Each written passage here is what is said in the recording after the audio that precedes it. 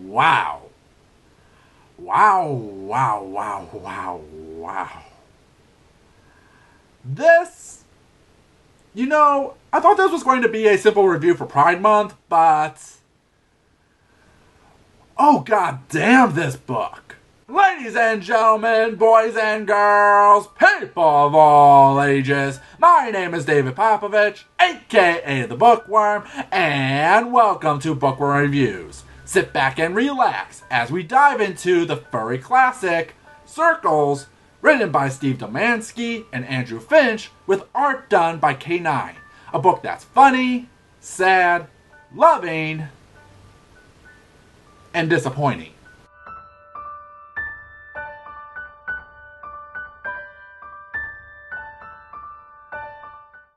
So with Pride Month, I usually highlight LGBT works both as a gay man and to get people to step outside of their comfort zone. And since I'm also a furry, I also talk about gay furry stories because it's a genre that most people don't know exists, and I want to have my cake and eat it too. Mostly by talking about Kyle Gold cause his works are the best example I can showcase. But with this book, this is history of the modern furry writing scene in general.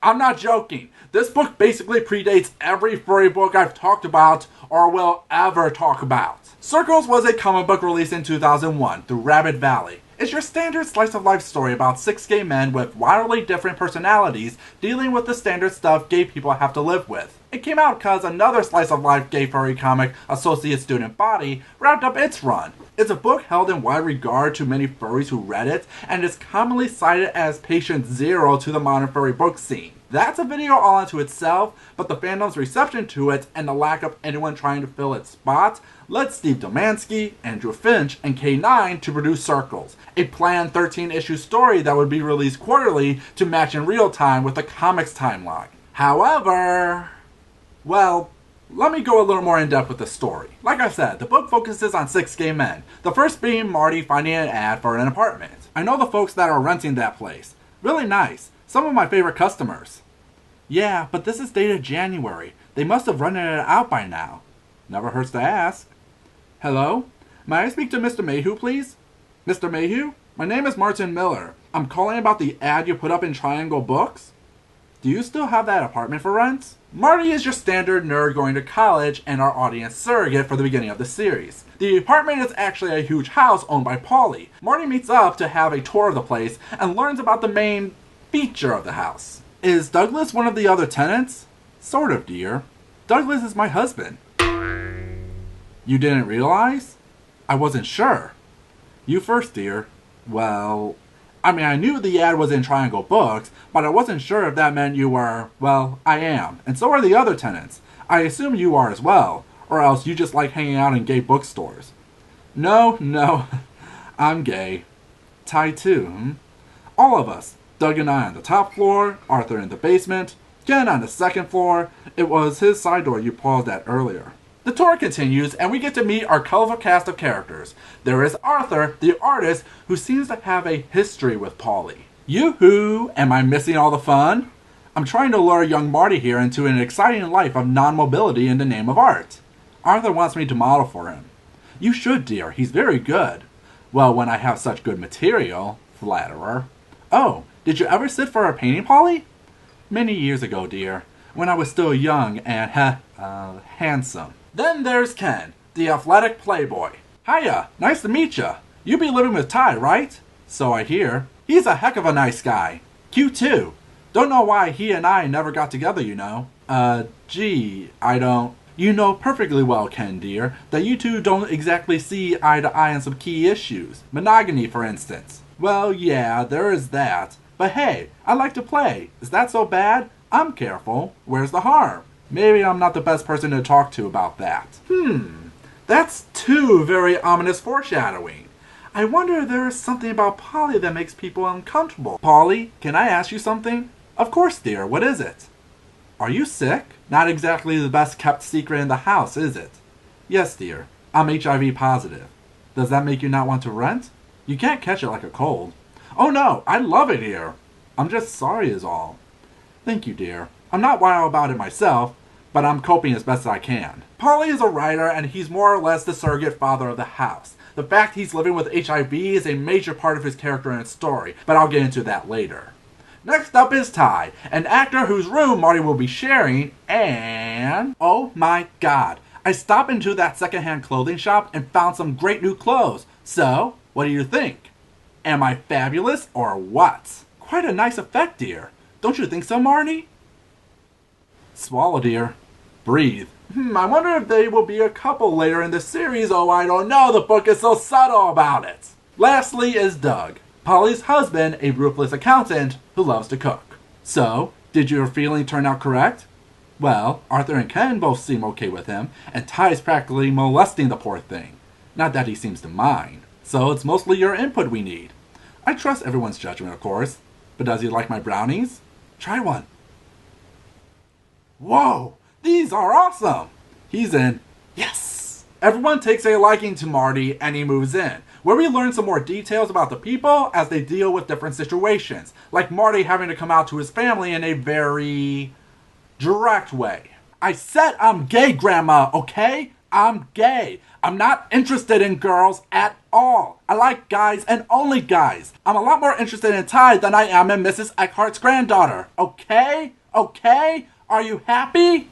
No need to shout, dear. And other crazy shenanigans that will take you on a roller coaster of emotions. The series has been collected into 3 volumes, and they pretty much cover the main arcs of the series. Volume 1 deals with Marty and Ty's budding relationship, while Doug and Arthur fight, since while Arthur didn't give Polly HIV, he did take Polly out and one of his friends gave him the virus. Doug hasn't gotten over it. Listen, Doug, I love Polly. He's like my big brother. I would never have taken him out if I thought it was gonna be trouble, but it happened. Please, can we find a way to be friends? Can we find some way to put this whole thing behind us? Look, Polly wanted out of the whole scene, and you dragged him out for one more night. If you hadn't pushed him into that, you would have gone out alone, and it'd be you dying instead of him, okay? So forgive me if I can't just get over it. Oh God, Doug, don't you think I would die if it meant Polly would live? Too bad that you can't, huh? Makes saying things like that easier though, I bet. Yeah, the book can get quite intense at times. Volume 2 focuses on the characters' backstory, revealing their history and connections to who they are, while Volume 3 pushes Marty and Ty's relationship to its limits, while the effects of Polly's disease take its toll. Yeah, the series really doesn't shy away from its dark subject matter. What do you think was going to happen? They Beauty and the Beast it? That's a broad overview of the series. So how is it? Overall, I would say it's good. When it's on point, the series can hit you with a lot of different emotions, whether it be silly humor or serious drama, both of which can happen in the same issue. When the story and art are on point, the series is nothing short of great.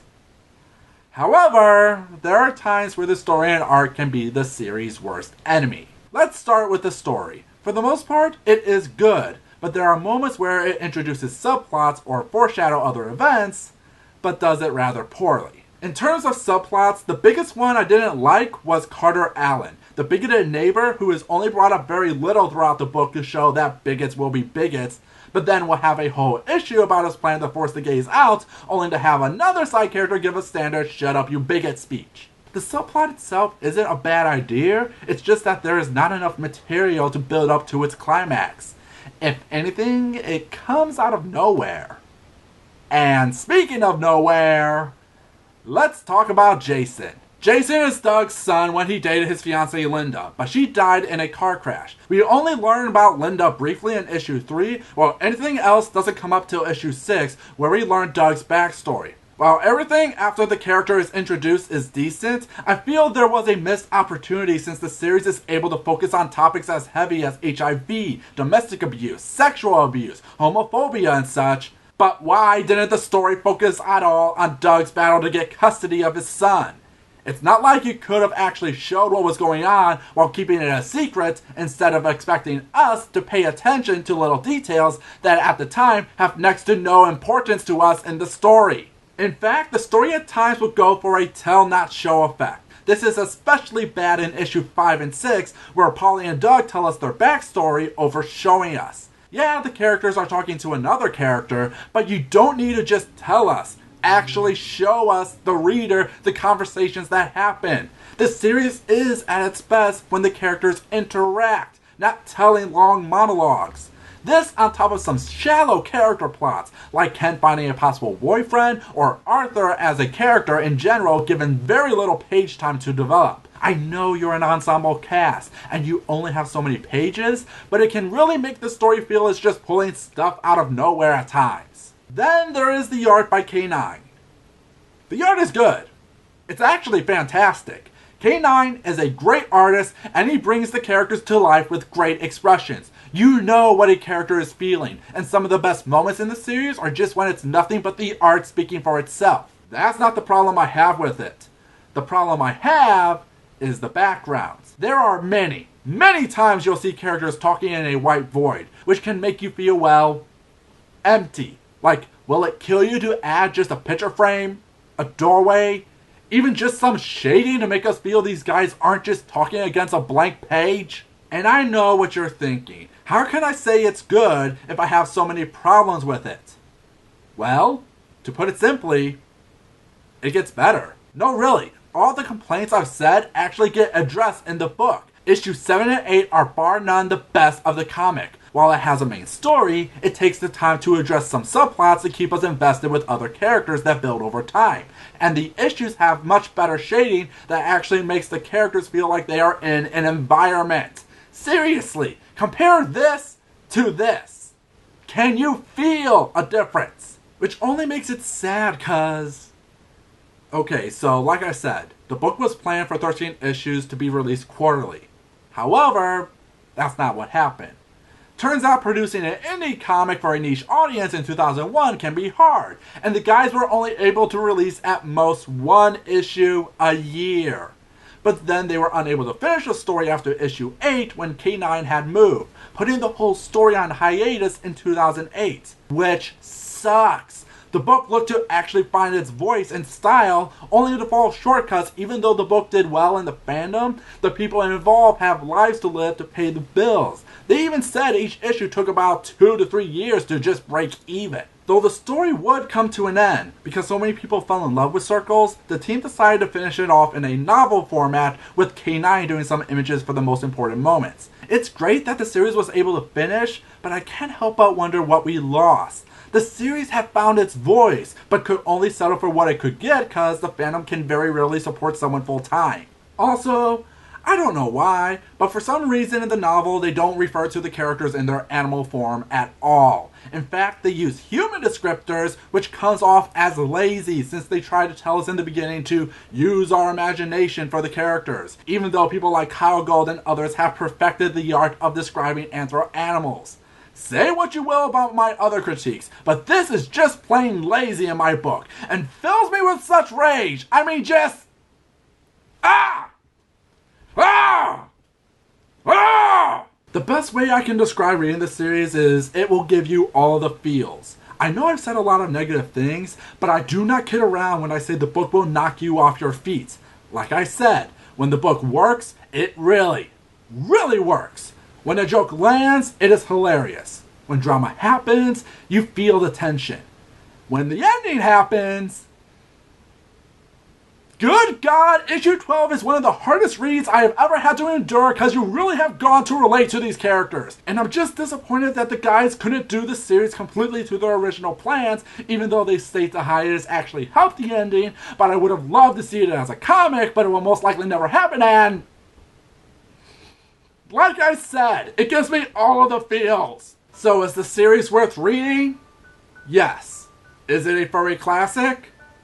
Yes, without a doubt. If not as a time capsule of furry storytelling, then a view of different lives and challenges that come with being gay. And this book is perfect for teens. There's your standard swearing, and the book is openly sexual, but they are actually careful with what they show. There is never full-on nudity, and anytime the book features sex, it's usually off-panel. I mean, this is about as graphic as it gets, and really, all that can be said about it is it's realistic to a couple showing love. Circles is a story with many ups and downs and twists and turns. It's a story that doesn't shy away from tough topics and deals with the reality of the situation with the weight it deserves. The characters can be fun and silly, and this story will leave you with literally all of the feels. I highly recommend it. What about you, Internet? What are your thoughts about Circle? What feels did it give you? Let me know in the comments below, and leave a like if you enjoyed the video.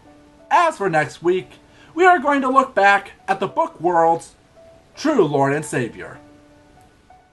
Till next time, like, share, and discuss, and have a nice day.